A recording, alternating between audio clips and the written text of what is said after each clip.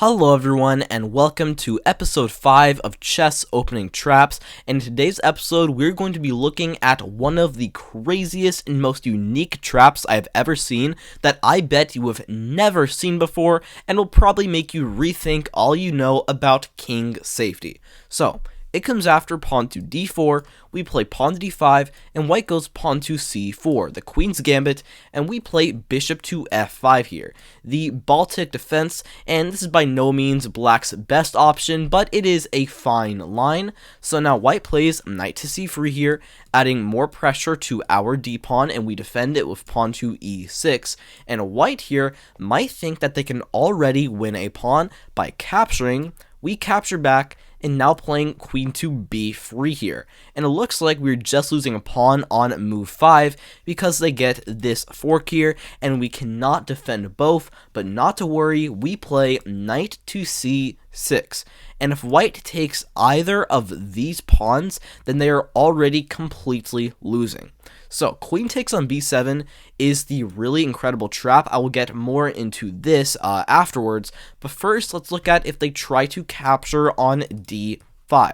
So first off, if they try to capture with the queen, then the only winning move here is knight takes on d4.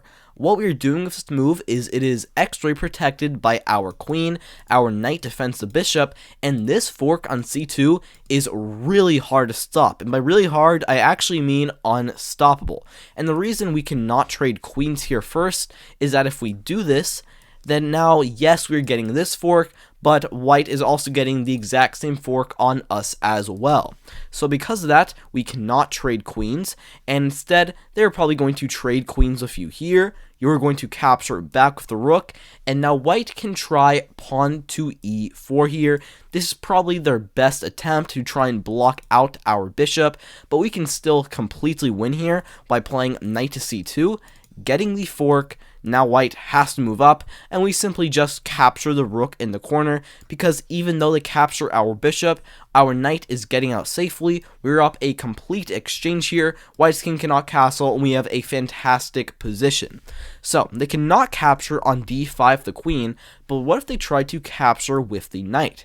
Now, if they play this, we do have to be a little careful here. We cannot play knight takes on d4 immediately, because then white has queen to a4 check, and they get this fork of our king and our knight, and because their knight lets our queen not see our knight, this is actually just a complete fork here, and we're going to lose it. So instead of that, the move we have to play here is bishop to e4.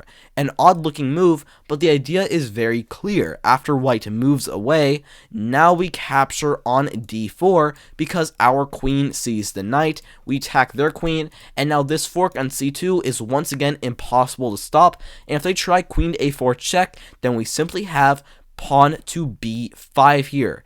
Counter striking against white's queen, they can capture, but now knight to c2 check. We check their king, and because our queen actually covers both of these squares, they have to sacrifice.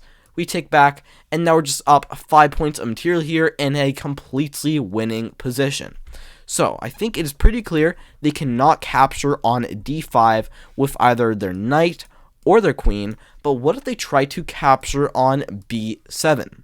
Now, if they play this, then once again we have this move, knight takes on d4 here. And once again, this fork problem is extremely hard to stop.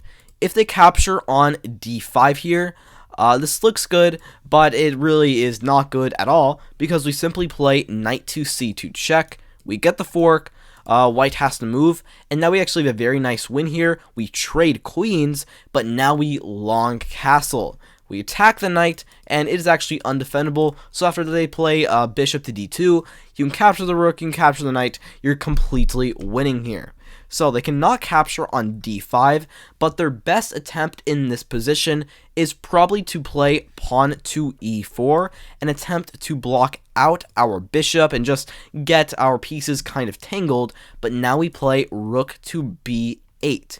We attack the queen, we force them to make a decision, and they're going to want to capture on d5, and here we actually are going to trade queens once again. We trade queens, and now get knight to c2. Now white has to move their king, they're going to attack our knight, and here you do not want to capture the rook, because after they capture our bishop, we are up 1 point of material here. However, our knight is completely trapped in the corner, so that material advantage is really not felt at all. Instead, we play bishop takes on e4 here, both attacking the knight as well as attacking the, defending our knight while getting our bishop out of the way. And if they capture on c7 here, then this is now not a problem because our rook is no longer on a8, it is on b8, so we can simply run our king up. Now we attack the knight, we attack the rook, they cannot do anything, and we're simply winning here once again. So, pawn to e4 does really not work either, but what most people play here is instead knight takes on d5. Now, yes, they are allowing knight to c2 here, but the problem is if we ever play that, then now white would get the counter strike knight takes on c7, and they're actually going to get a completely winning position. Like, for example, if we play this, king moves over, we can capture the rook, but white has an annoying queen to c6 check. If queen to d7, then we drop the rook in the corner, and if bishop back, then now knight captures on c7, and we're actually just completely losing here. So instead of that, we win here with rook to b8. And the reason that this move is so incredible is that we attack the queen, but they can actually just play knight takes on c7, and this looks bad for us because our king is probably going to have to run, but we do not care about that at all. We embrace it. We play king to d7, and we have a completely winning position here. Now, we are attacking the knight with our queen and our king, and they cannot play any discovered check nonsense because then we would simply capture the queen with our rook. They can try queen captures on a7 here, however this does not work. We simply play knight to c2, we get this fork, white has to move over, and now we can simply capture the knight, and we just have a completely winning position here. And the engine also gives another line. They can also try bishop to b4 check here. White has to block, and we can actually trade bishops and now capture on b2, and we do not have to take the knight just yet. Instead, we can get a big attack against white first. So queen captures on a7 is really not a good option for them. The only real option for them is to try and sacrifice with queen to d5. Now, we are going to capture the knight here. We're going to get fearless, and it looks very good for them after bishop to f4 check, because it looks like they're getting this skewer. However, we do not care at all. We run up to b6. This is the only winning move in this position. All other moves completely lose. And the key idea here is that they cannot capture our rook, because then we capture their queen. And if they capture our queen, then now we capture back the rook, and we are no longer in danger, and they really just cannot do anything here. They probably are not going to trade queens because they want to try and keep the attack rolling, but we have prevented every single check that white can make. They have no checks at all. So if they try queen to c4, then this just completely loses because of knight to c2 check. We once again get that powder, and they have to sacrifice their queen. We capture back, and we just have a completely winning position here.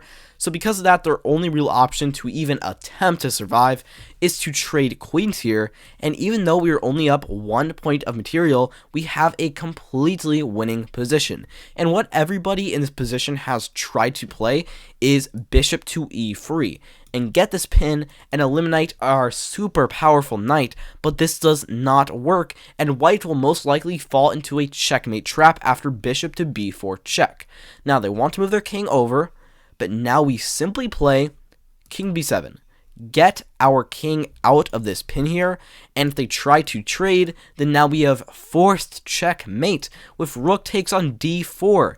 King has to walk over to c1, and now the key idea here is to get our other rook in the game by moving our knight out of the way. These two squares also work just as good. They can try pawn to e4, we simply play the check.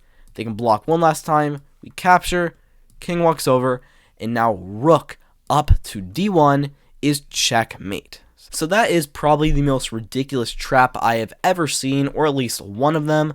Like and subscribe if you enjoyed this video. Let me know if you want more, and I will see you next time. Have a fantastic day.